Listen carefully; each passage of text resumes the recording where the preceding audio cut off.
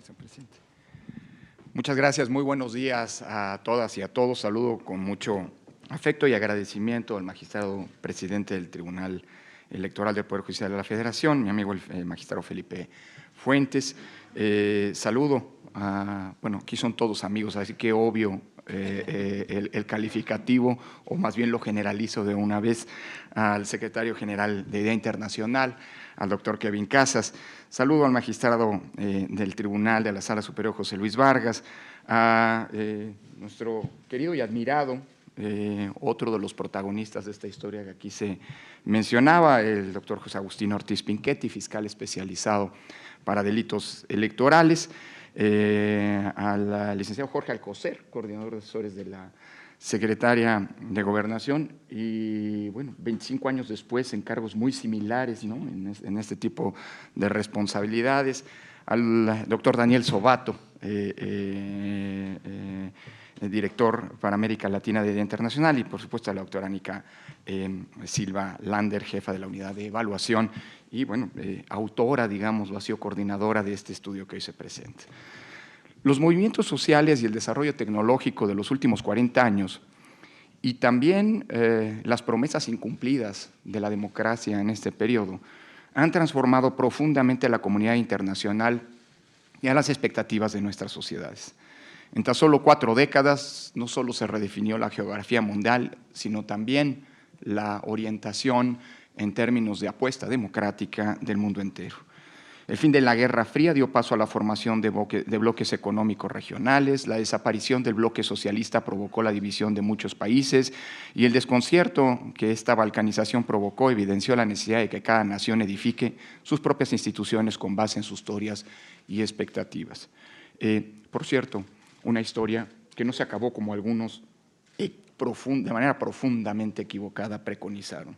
Si algo demuestra la historia de las últimas 3 décadas de la democracia en el mundo, es que si algo no echó raíces fue la idea del fin de la historia.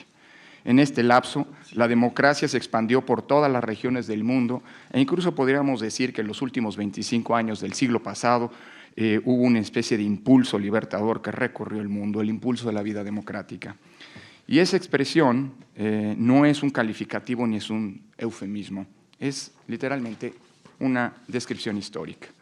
Como bien lo señala el informe sobre el estado de la democracia en el mundo y en las Américas 2019, que hoy se presenta en México, mientras en 1975 únicamente el 26% de los países del mundo vivía en alguna forma de democracia, en la actualidad este porcentaje se incrementó casi 140%, ya que el 62% de los países de la comunidad internacional elige a sus gobiernos por vía democrática. Sin embargo, es necesario reconocer que décadas y décadas de gobiernos surgidos de procesos democráticos no han logrado satisfacer las crecientes y cada vez más complejas demandas y expectativas de nuestras sociedades. La población mundial prácticamente se duplicó entre 1975 y 2015, pasando de 4.000 millones de habitantes a más de 7.000 millones. Y en paralelo, la desigualdad crece año tras año. Y no porque no haya crecimiento económico, sí lo hay, pero no hemos logrado la distribución de la riqueza que se suponía era una de las apuestas civilizatorias de la humanidad, de la modernidad. El ingreso promedio del 10% más rico de la población es aproximadamente 9.5 veces más alto que el 10% más pobre. De acuerdo con la OCDE, el mundo de hoy es mucho más rico que el de los 70, pero la riqueza se ha concentrado cada vez en menos manos. Y para complejizar aún más el desafío que enfrentan las democracias en el mundo, cabe recordar que la informática y las tecnologías de la información han modificado prácticamente todos los aspectos de la vida cotidiana en nuestras regiones. Los patrones de consumo se han visto alterados, las mayores amenazas al patrimonio y los datos personales se dan en la Internet, que aumenta sin límite su número de usuarios y que, por cierto, hoy a 10 años de la irrupción del Internet y de las redes sociales, me parece que tenemos suficiente evidencia para poder desmentir a aquellos ilusos que hace 10 años daban por sentado la transición de la democracia representativa hacia una e-democracy. Hoy sabemos que las redes son poderosísimos mecanismos de comunicación que llegaron para quedarse, pero que no necesariamente insuflan más democracia a nuestras sociedades. Por el contrario, en muchas ocasiones son el terreno en donde las pulsiones más regresivas, más antidemocráticas eventualmente florecen. Y no estoy diciendo cerremos, apaguemos el Internet. El problema es cómo lidiamos en clave democrática para tratar de, digámoslo así, encauzar esto que es simple y sencillamente un mecanismo técnico hacia una lógica y un uso en clave democrática. El papel de los medios de comunicación tradicionales como fuente de información de la mayor parte de la gente disminuye de manera acelerada y poco a poco la influencia de los medios digitales se va convirtiendo en un nuevo parámetro para la generación de la información que alimenta las decisiones públicas. Dicho de otra manera, en el mundo de hoy prácticamente todas las personas que integran la clase política usan las redes sociales. Las nuevas generaciones tendencialmente apuntan a enterarse de lo que sucede en la vida pública de manera preponderante, si no es que incluso exclusiva a través de dichas redes, y las grandes expectativas que generaba el acceso a la vida democrática caen sistemáticamente ante la dificultad de los gobiernos electos en las urnas para dar resultados y cumplir sus promesas de campaña, por no hablar de los escandalosos casos de corrupción asociados al uso de los poderes públicos, y que hoy son problemas para todas las democracias. Creo que los tiempos de hace unas 3 décadas, cuando se solía hablar en el análisis sobre el fenómeno democrático de los países de democracias consolidadas y democracia en vías de consolidación, hoy es una frontera más imaginaria que real. Hoy vemos que los grandes problemas de la democracia son problemas que aquejan a todos los sistemas que se rigen bajo estas reglas, bajo estos procedimientos, no importa su grado de consolidación histórica. Y me refiero a los problemas de desigualdad como problema social, digamos, con el que tienen que lidiar las democracias. Me refiero al problema del desafío que representan las redes sociales y la desinformación y las noticias falsas. Me refiero al problema de la polarización en nuestras sociedades que apunta hacia los extremos y que gradualmente elimina ese centro que es indispensable para que las democracias se recreen, y no estoy hablando de un centro ni ideológico ni político, estoy hablando de ese centro como el punto de encuentro, el meeting point, que toda democracia requiere para procesar pacíficamente su pluralismo, entre muchos otros problemas que son transversales y que recorren el mundo. En pocas palabras, el mundo es más desigual que antes, aunque está más interconectado, y las instituciones tradicionales de la democracia moderna enfrentan desafíos inéditos e innegables crisis, sobre todo de credibilidad. Partidos y parlamentos desde hace tiempo gozan de poco afecto ciudadano, y sin partidos y sin parlamentos no hay democracia. Existen autocracias, pero no democracias. Pero con todo y eso, el mundo del siglo XXI es paradójicamente más libre y cuenta con mejores condiciones para el ejercicio de los derechos fundamentales de la población en casi todo el planeta.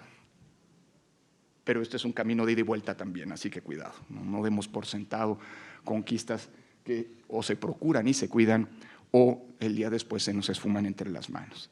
Ciertamente, el mundo del nuevo milenio está lleno de desafíos, pero en el contexto de exigencia que impone la instantaneidad de la información, los organismos e instituciones que hemos creado regional y multilateralmente para fortalecer la vida democrática deben seguir siendo nuestro punto de partida para revivir esas promesas, insisto, muchas de ellas todavía incumplidas de la democracia. No hay duda que el desarrollo de nuestras democracias ha sido desigual e imperfecto. Tampoco hay duda de que, en general, los gobiernos surgidos de las urnas nos han quedado a deber. Y más aún, también, es claro que los países que eran democráticos antes de la hora democratizadora de 1975 siguen teniendo sistemas democráticos, no sé si más sólidos, pero todavía existentes, y aquellos que accedimos a la vida democrática al final del siglo XX.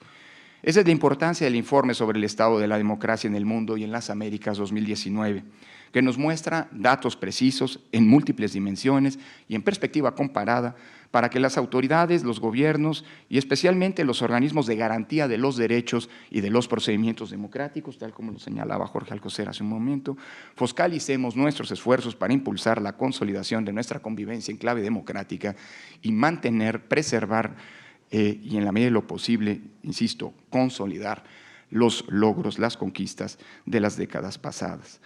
Desde mi perspectiva, el informe debemos considerarlo como una brújula para diseñar y orientar los esfuerzos democratizadores en nuestros países.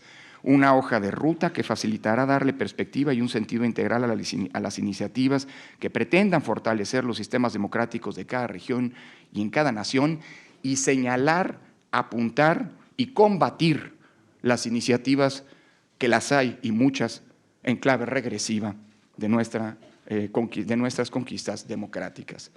Y eso lo digo sin medias tintas. En todos los países democráticos del mundo existen esas pulsiones, México tampoco es la excepción, y esas iniciativas, esas propuestas de regresión en clave democrática tienen que ser señaladas, tienen que ser combatidas y tienen que ser, en la medida de lo posible, minimizadas. Porque vuelvo a insistir en un punto, las conquistas democráticas, que son el producto de una lucha histórica, de un esfuerzo colectivo, pero no son unidireccionales. La historia enseña cómo las democracias o se les cuida o se nos esfuman.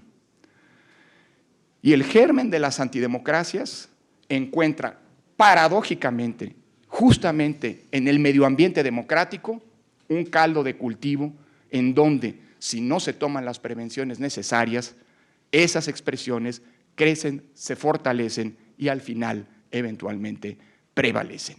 Y ese es justamente el mundo que hoy enfrentamos. Un mundo más rico, pero más desigual. Un mundo más democrático, si se quiere, en términos de la expansión de esta forma de gobierno, como el informe relata y acabo de mencionar, pero también que enfrenta, como pocas veces en la historia, riesgos de regresión democrática. Y esto ya no es un asunto de una región, esto ya no es un asunto de un país, esto es un fenómeno global que o atendemos, entendemos, comprendemos y enfrentamos, o tarde o temprano, como la arena en la mano, eventualmente sin darnos cuenta, se nos puede ir de las mismas, se nos puede ir esfumando. Creo que este informe, pues, es un informe que en muchos sentidos nos genera esos datos, esa información objetiva que nos permitirá a quienes creemos que esta apuesta civilizatoria, que la apuesta que hemos hecho en nuestros países, que la apuesta que hemos hecho en México, vale la pena cuidarla, vale la pena procurarla, vale la pena en la medida de lo posible reforzarla y sin duda es una apuesta que no debemos perder. Muchísimas gracias.